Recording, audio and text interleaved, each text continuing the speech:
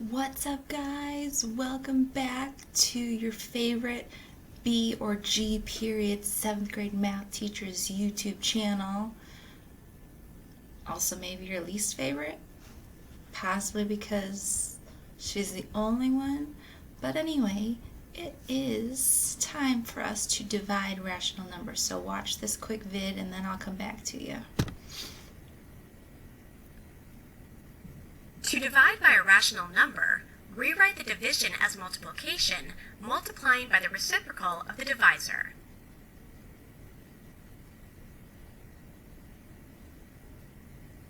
Then multiply. Use the product to identify the quotient. The division problem has the same result as the multiplication problem.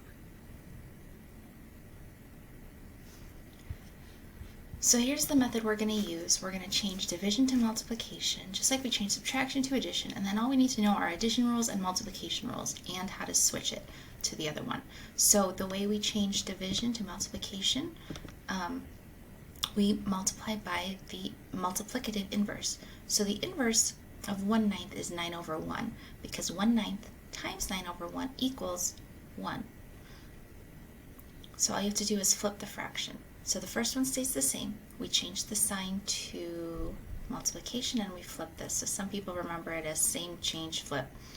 This one stays the same, change the sign, flip the second one. So this is the division process. And then we do multiplication like we did the last few days. So cross cancel here.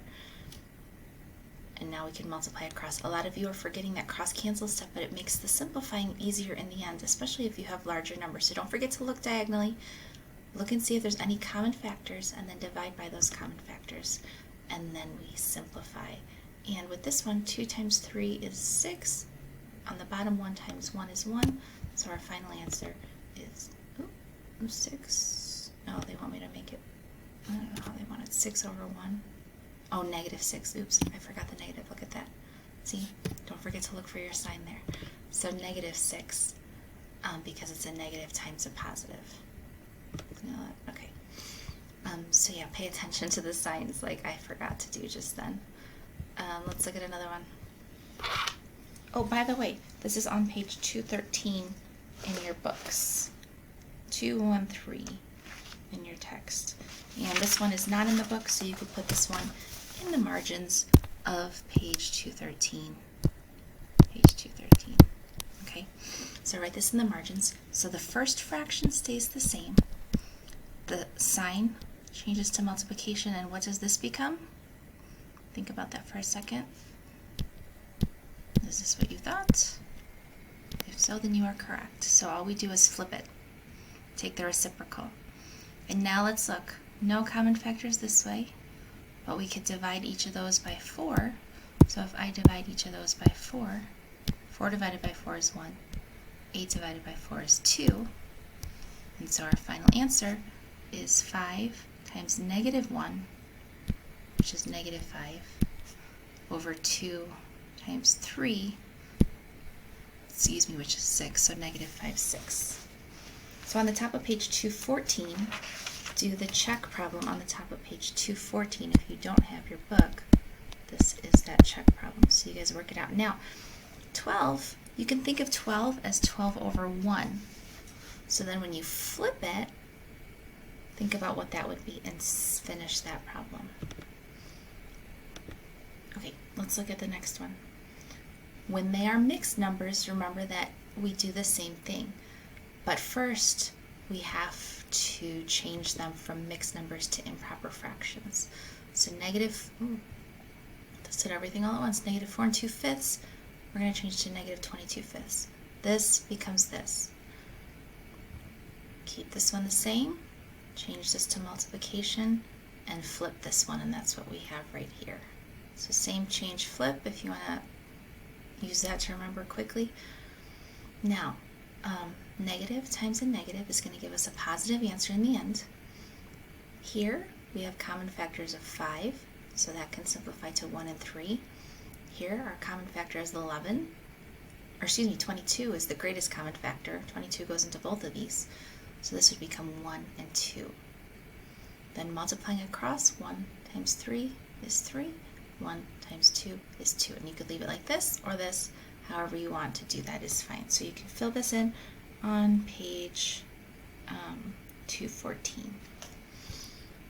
Now write this one in the margins, just another example for you quickly here.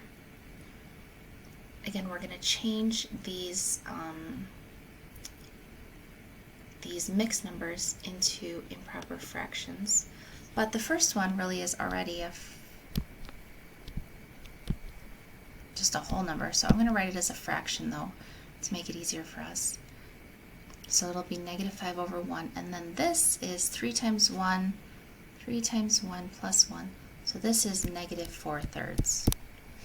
So if I flip that, that will be negative 3/4 here. So keep that one the same, change it to multiplication, and then we're going to flip negative 4/3 to negative 3/4. Now looking diagonally, no common factors here.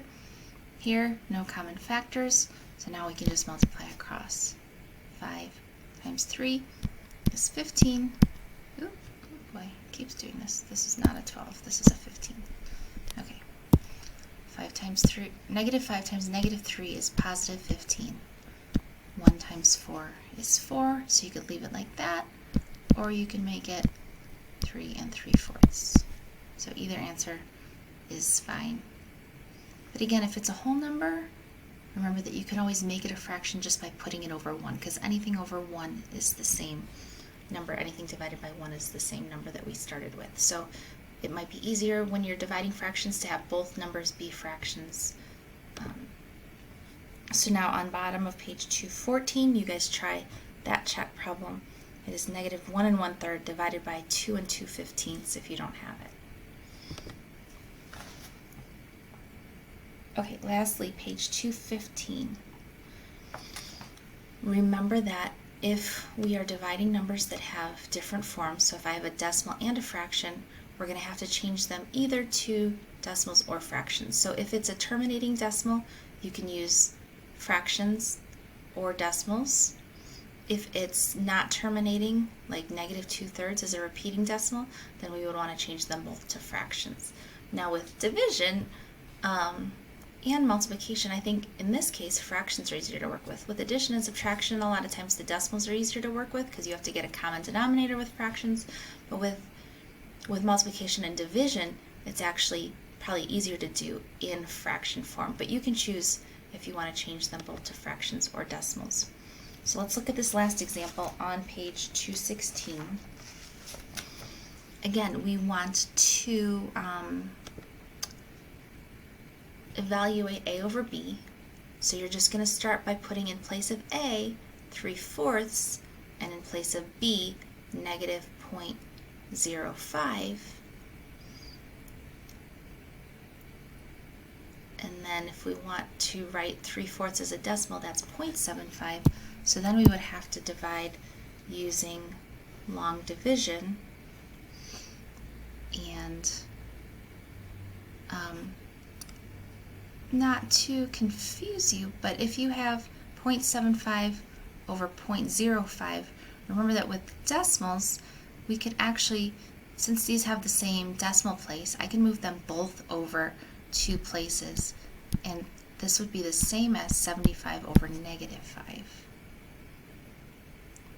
So that would be maybe an easier problem to do, and this ends up being negative 15 for your answer. 75 divided by 5, this goes in once, 5 goes into 25 5 times, and since it's a positive divided by a negative, our answer is negative. So that's one way you could do this. The other way is to change them both to fractions. So remember that 0.05 is a fraction. 0.05 would be 5 over, since this is in the hundredths place, 5 over 100, which simplifies to 1 over 20. And so now I have a fraction divided by a fraction, so we don't have to write it like this, we can write it this way, because remember this division sign, or this fraction, the line between the numerator and denominator is technically a division sign. So we can write this like this. And then same change flip, divide out any common factors, and you end up with negative 15 as well. So either way you get the same result. Let's look at another example.